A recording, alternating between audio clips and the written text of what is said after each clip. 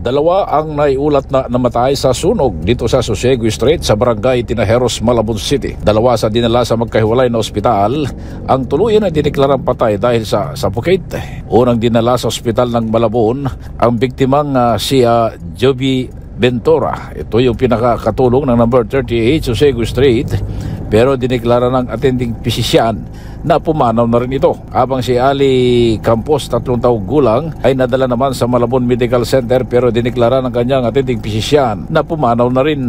Ligtas naman sa MC Hospital na ngayon nailipat na sa ibang pagamutan ang 6 na taong gulang na si Kianalyn Campos na nagtamo naman matinding sugat sa katawan.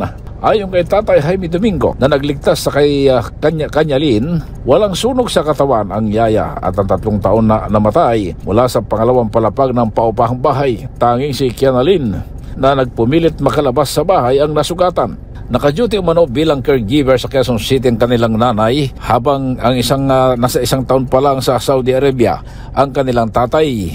Ang unang nasunog na bahay ay pagmamay-ari ni Edwin Domingo ng 15 Sosiego Street, isang call center agent na nakatira na sa Mikawayan, Bulacan. Sa tala ng Malabon PNP, mula naman sa tala ng Bureau of Protection, nagkumpisang sunog dahil alas 11:50 kagabi sa bahay ni Domingo na mabilis na nadamay ang bahay ng mga biktima. Mabilis na rumisponde ang 22 truck ng Bureau of Protection, kabilang na rito ang mga fire volunteer, kaya agad na agapan na kumalat ang sunog. Sa tulong ng Malabon City Disaster Risk Reduction Management Ambulance, mabilis na naitakbo sa magkahiwalay na pagamutan ng mga biktima. Patuloy ngayon ay sinasagawang investigasyon ng Malabon Police, maging ng Bureau of Protection, para matignan kung sino ang may salat, kung ano ang sanhi ng sunog at kung sino ang dapat managot sa naturang pagkamatay. Para sa MBC TV Network News, ako si RS23 Edwin Duque, nagulat sa DSRA, una sa Pilipinas, una sa